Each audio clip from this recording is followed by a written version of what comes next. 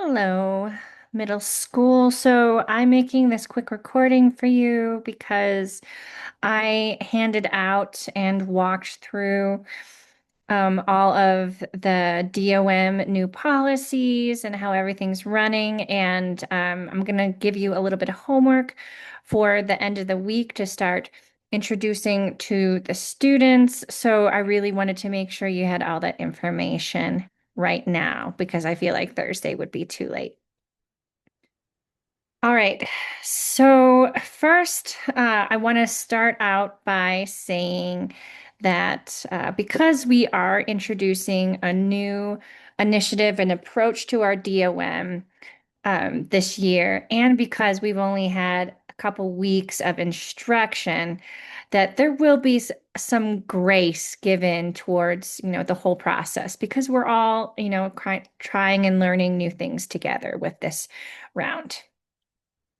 All right. That being said, I have broken up the new DOM schedule into four parts. The first one I'm calling Prep Week, which is this week. This is how you're going to be introducing the concept to your students later on this week. The second part is Project Week, which is next week. Third part is presentation week.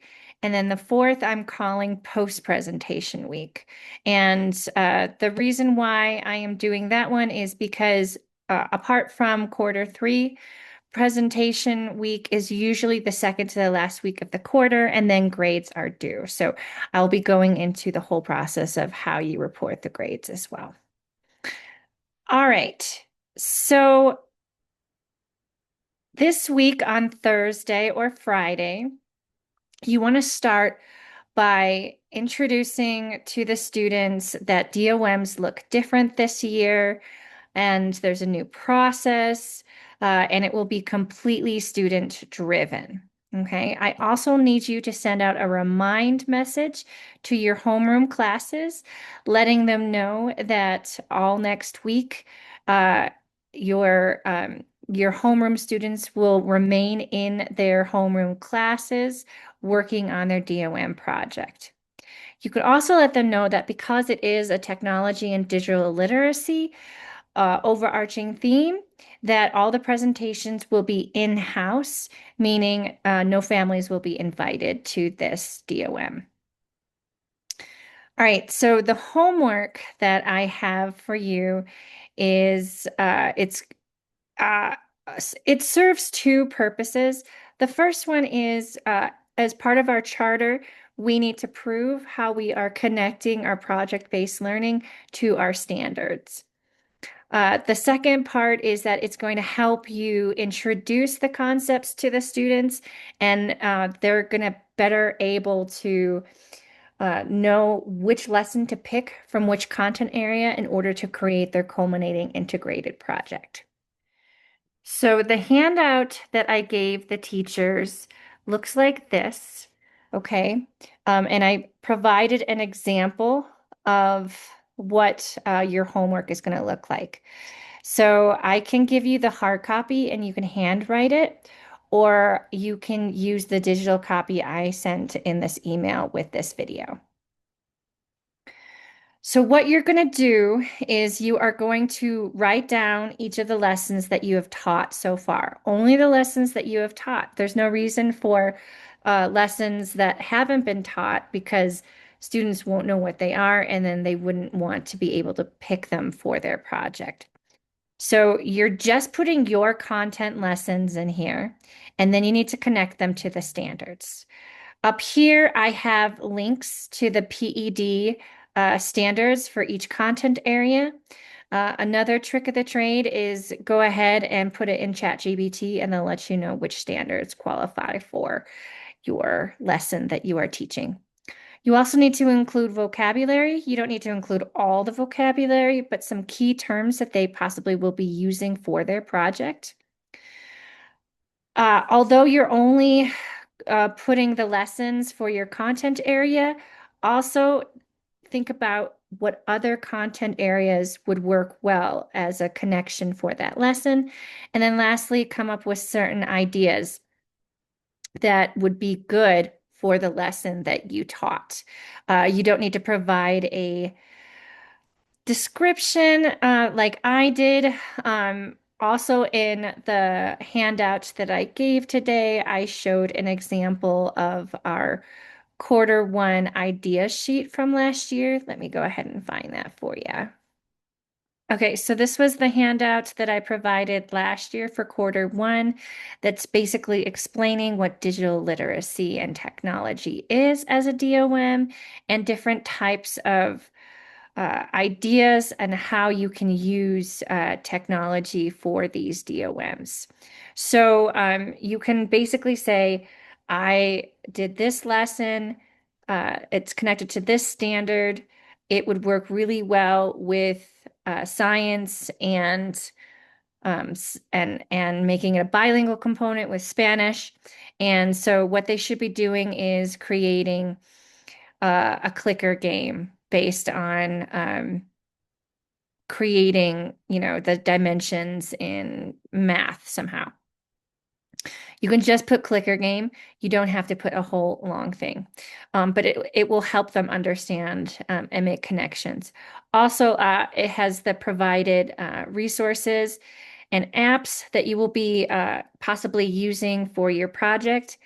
Just keep in mind that students cannot use phones. They should not have them, but they cannot use them. So if they are going to be making like a stop motion or a documentary of some sort, they need to use the Chromebooks. Um, in the yellow print here, it says the designated admin will collect this form during the review of your homeroom's presentations. Okay, so whether you handwrite it or you type it out, it'll be included with the observation form that your designated admin who's coming in to see your gallery walk will use, and then we'll send it off as part of our documentation. Project week. I have a slide for the student, and then I have a slide for the expectations of the teachers. Project week is next week. You will have your homeroom students the entire week. There shouldn't be any adjustment or change in the schedule, but your prep period will be during specials.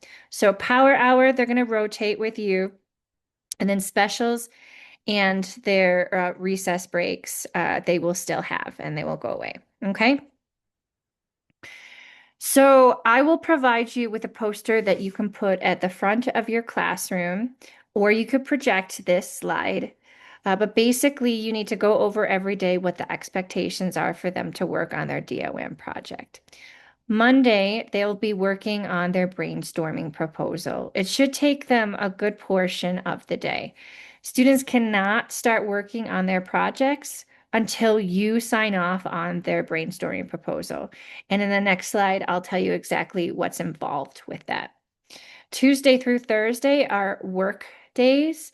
They'll be working the entire time. And really, I think it would be beneficial if you did check-ins with them each day because, on Monday, they're going to be like, we have a full week to work on this project. But then Thursday will come and they'll be like, oh, we don't have anything ready or concrete yet. And so it's like you have to learn how to pace yourselves. Friday, they will be completing a self-critique vocab sheet. They'll be filling out their student rubrics. I'm also creating a script for them so that they can have it ready and prepared for when they present it to the admin. They're also going to create their advertisement poster for their project on that day. I have ordered for every teacher to have their own giant blank post-it pad so that every student will have the opportunity to make a poster. And you should be getting that sometime next week. The last thing that needs to happen on that Friday is that their projects are going to be documented into Artsonia. Artsonia, if you remember during pre-service week, I told you is the program that we're going to be using for portfolio documentation. It's a great free online program, and parents or family members can have the image printed on a mug or a tote bag or however they would like if they really like the image.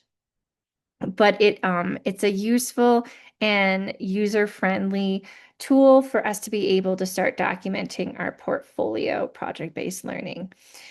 So I'll make sure that all of you have a login to that, and you'll be able to help them with their Artsonia documentation. So you could take that either with your computer, or you can use your personal phone if you wanted to do that and upload it into the program. Okay, so what this looks like as from the teacher point of view is that students, although they will be in their homerooms for the majority of the time, and it is expected that they stay in there the majority of the time, it is also an integrated project.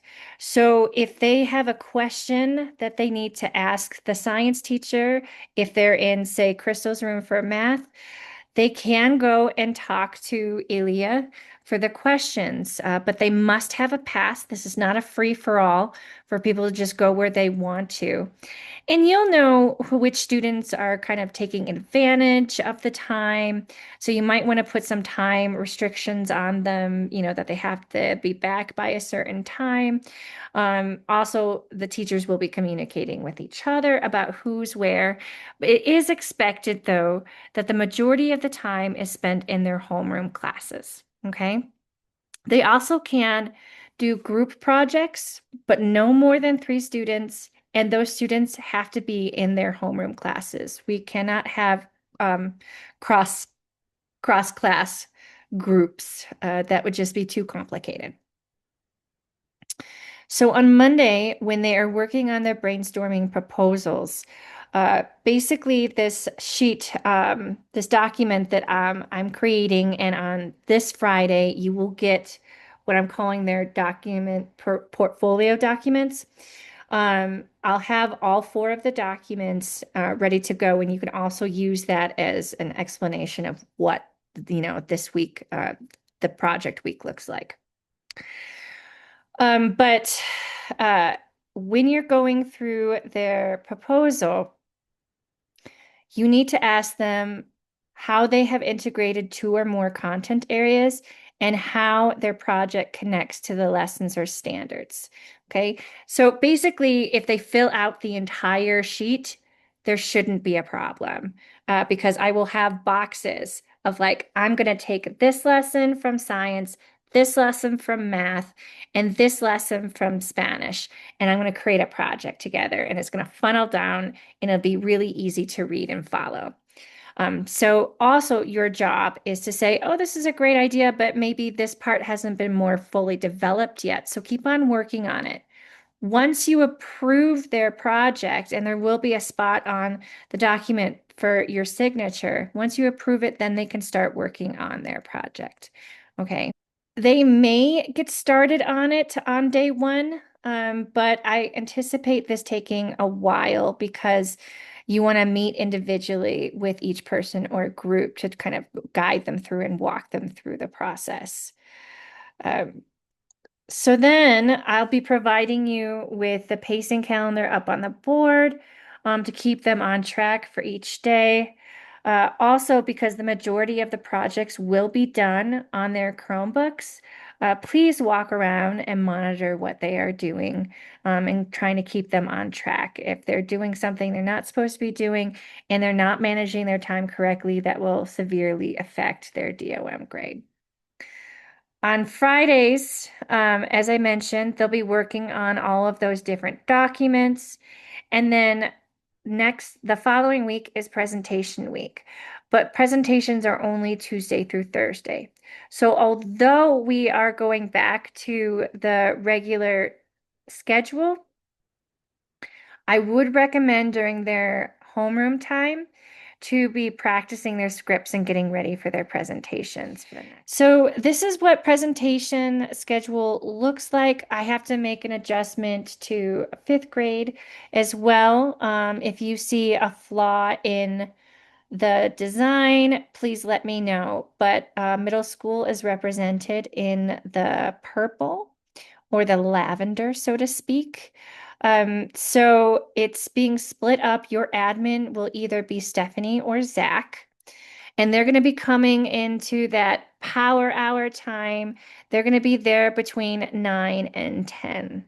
Okay. So because the project is primarily, not all projects, but I'm assuming a good portion of them are going to be on the Chromebooks. A suggested layout is to have their Chromebook sitting up and then their four portfolio documents um, surrounding it. So they may be holding their script, but they need to have all of the documents out and ready for the admin to kind of look at and ask questions about. If they're working in a group, they only need one brainstorming proposal, but everybody needs to have their own self-critique and vocab sheet. And everyone needs to have their own student rubric.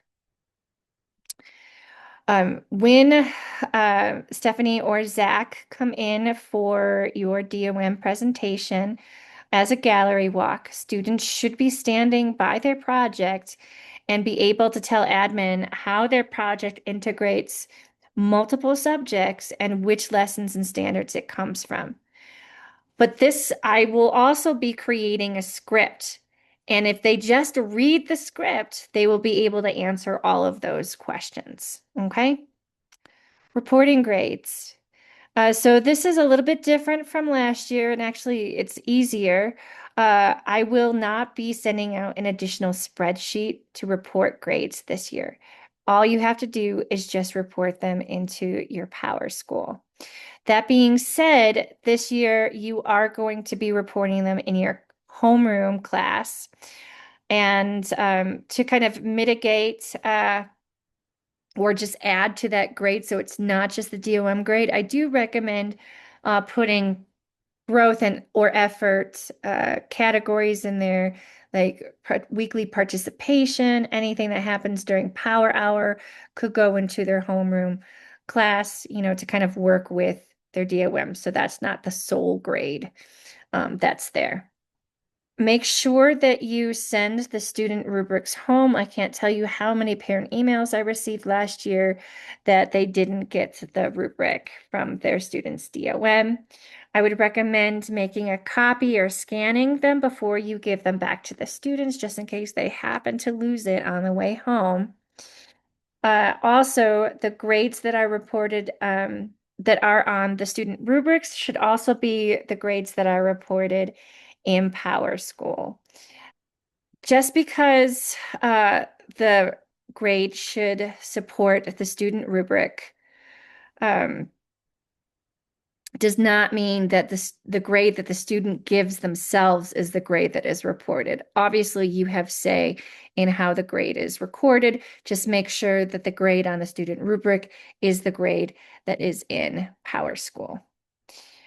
Other than that, that's all I can really think of. That's pretty much what I introduced to the teachers today. Please let me know if you have any questions. Try to get your homework done in the next couple of days so that you can present and introduce this to the students on Thursday and Friday. I hope you have a wonderful rest of your evening. Talk to you later. Bye.